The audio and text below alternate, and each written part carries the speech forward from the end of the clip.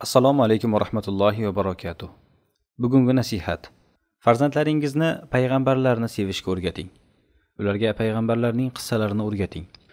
Farzandlarga oilada va uyda payg'ambarlarga bo'lgan muhabbatni va ularning qissalarini o'rgatish, payg'ambarlarni ular uchun namuna qilib ko'rsatish ota-onalar, o'qituvchilar va murabbiylar uchun eng muhim majburiyatlardan biridir. Bugungi kunda bolalarimizni ertalabdan kechgacha ekranlar, saytlar va ijtimoiy tarmoqlarda ko'riladigan nomuvofiq va yo'ldan ozdiruvchi shaxslarning ta'siridan qutqarish eng muhim vazifalardan biridir.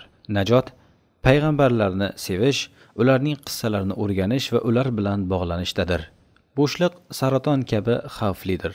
Agar farzandingizni yoki shogirdingizni yaxshilik va to'g'ri yo'lni ko'rsatuvchi namunadan mahrum qoldirsangiz, bu xuddi yeringizni bo'sh qoldirganingizdek bo'ladi.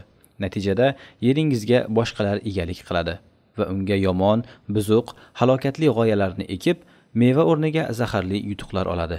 Bu holda ota va ona og'ir dardni his qiladilar va hayotlarida ko'p azob chekadilar. Alloh taolo shunday deydi: Ey iymon keltirganlar, o'zingizni va ahlingizni do'zaxdan saqlang. Ey ota, ey ona, ey murabbiy, ey muallima, ey musulmonlar, o'zingizni va farzandlaringizni do'zaxdan qutqaring. Oxir zamonda sodir bo'ladigan hodisalar haqida ogohlantirib, Rasululloh sollallohu alayhi vasallam shunday deydilar: Jahannam eshiklarida turib, unga da'vat qiluvchi kishilar paydo bo'ladi. Kim ularga ergashsa, ular uni u jahannamga tashlaydilar. Farzandlaringizni jahannam eshiklarida turib, unga da'vat qiluvchilardan saqlang. Farzandlaringizni jahannam eshiklariga da'vat qiluvchi kanallardan, ijtimoiy tarmoqlardan, saytlardan, zararli telefon guruhlaridan, zalolatga yetaklovchi do'stlardan, yomon ko'ngilochar dasturlardan, bid'atchi va hidoyatsiz shaxslardan saqlang. Najot farzandlaringizga payg'ambarlarning muhabbatini singdiring. Ularning qissalarini o'rgating. Uylaringiz va farzandlaringiz orasida payg'ambarlarni namuna qiling.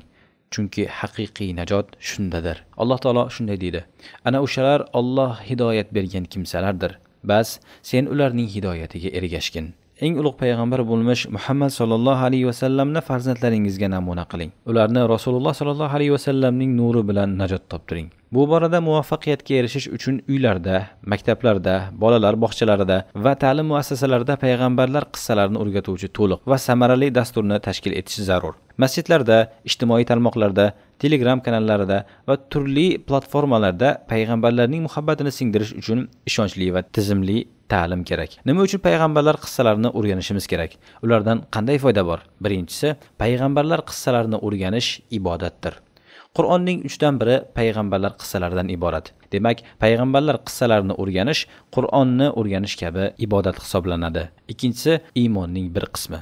Chunki payg'ambarlarga ishonish iymon rukunlaridan biridir. Agar biz payg'ambarlarga iymon keltirsak, ularning qissalarini o'rganishimiz shart. Uchinchisi, yolg'on va buzuq mafkuralardan saqlanish. Payg'ambarlarning haq yo'li hozirgi buzuq mafkuralardan saqlanishga yordam beradi.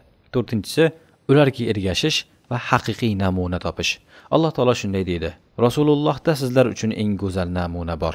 Beshinchisi, haq va botilni ajratish. Payg'ambarlarning hayot yo'li har qanday holatda haqni botildan ajratib beradi. Oltinchisi, inson uchun komillik yo'li. Har bir sohada muvaffaqiyatga erishishni xohlovchi inson uchun payg'ambarlarning hayotida eng go'zal namuna bordir. Yettinchisi, dinda sobit qolish va ruhiy kuch topish. Alloh taolo payg'ambarimiz sollallohu alayhi vasallamga shunday deydi: Biz senga payg'ambarlarning qissalarini aytib, qalbingni sobit qilamiz. 8-inchisi, yolg'on afsona va zararli materiallarga muqobil haqiqiy manba. Bugungi multfilmlar, soxta tarix va uydirma qissalar bolalarning ongini buzadi. Shuning uchun payg'ambarlar qissalarini haqiqiy va ishonchli manba sifatida berish zarur. 9-inchisi, ahli kitobning buzuq ta'limotlarini rad etish. Chunki ular payg'ambarlarni yolg'onga chiqarishgan, ba'zilarini o'ldirishgan, tarixni buzib ko'rsatishgan. 10-inchisi, islom shariatining yengilligini va mukammalligini anglash.